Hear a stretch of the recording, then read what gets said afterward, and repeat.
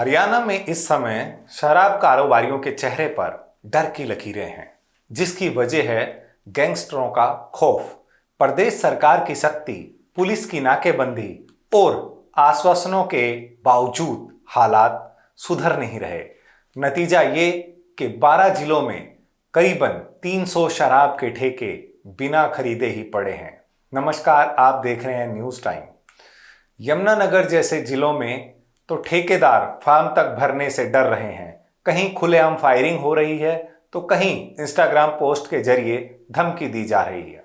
तो क्या हरियाणा में कानून का खौफ खत्म और गैंग का राज शुरू हो चुका है? क्या कारोबारी पुलिस के भरोसे खुद को असुरक्षित महसूस कर रहे हैं? आज की इस रिपोर्ट में हम आपको बताएंगे किन जिलों में सबसे ज्यादा ठेके नहीं बिके हैं, गैंगस्टरों की धमकियों का पूरा सिलसिला और सरकार पुलिस की तमाम कोशिशों के बावजूद क्यों नहीं दिख रहा असर। हरियाणा सरकार की नई एक्साइज पॉलिसी लागू हो चुकी है, पर जमीनी हकीकत यह है कि 12 जिलों के 300 से ज्यादा शराब के ठेके अभी तक बिक नहीं पाए हैं।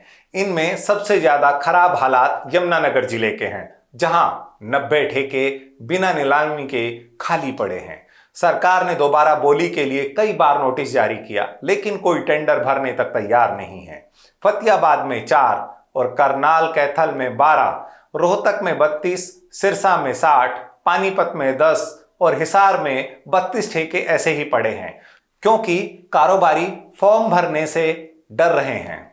सूत्रों की माने तो हरियाणा के जीटी बेल्ट में काला राणा गैंग का दखल लगातार बढ़ रहा है। ये स्थिति इतनी गंभीर हो चुकी है कि बाहरी ठेकेदारों को भी बुलाकर प्रशासन ने मनाने की कोशिश की, सुरक्षा का भरोसा भी दिया, लेकिन फिर भी कोई आगे नहीं आया। गैंगस्टर सभी शराब कारोबारियों को सीधी धमकी दे रहे हैं। रोहतक के भालोट गांव के ठेके पर 13 राउंड फायरिंग की गई। इंस्टाग्राम पर पोस्ट डालकर धमकी भी दी गई, फार्म भरा तो गोलियों से जवाब मिलेगा। महम में बस स्टैंड के बाहर फायरिंग हुई, पर्ची पर लिखा यहां फॉर्म भरा तो अपनी मौत का खुद जिम्मेवार होगा। तलवंडी राना में बाइक सवारों ने ठेके पर फायरिंग की और 5 लाख रुपए की रंगदारी की पर्ची भी फेंकी। हिसार में बहिबा गैंग के गुर्गों ने ठेके के अंदर 12 राउंड फायरिंग कर 5 धमकी भरी पर्चियां फेंकी।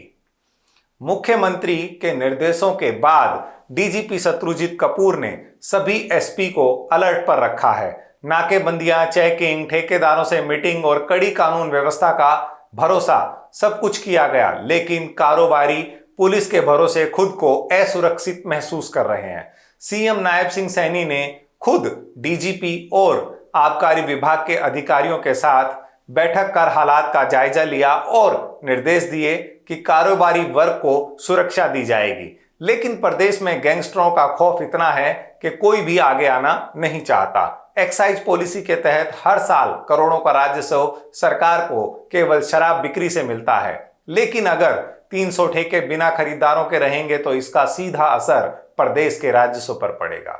इससे न सिर्फ आर्थिक नुकसान होगा, बल्कि गैंगस्टरों की ताकत और बढ़ेगी।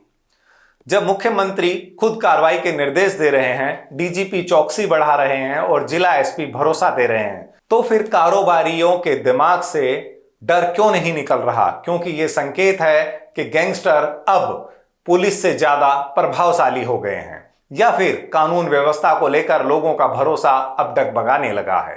गैंगस्टर खुलेआम फायरिंग कर रहे हैं, धमकियां भरी पर्चियां बांट रहे हैं और पुलिस अभी भी भरोसा दिलाने की बात कह रही है।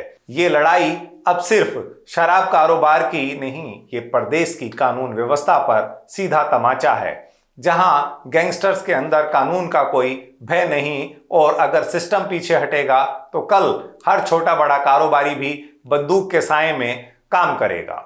आपकी इस मुद्दे पर क्या राय है? कमेंट बॉक्स में अपनी राय जरूर लिखें। ऐसी ही खबरों को देखने के लिए चैनल को लाइक, खबर को शेयर और सब्सक्राइब करना ना भूलें। नमस्कार।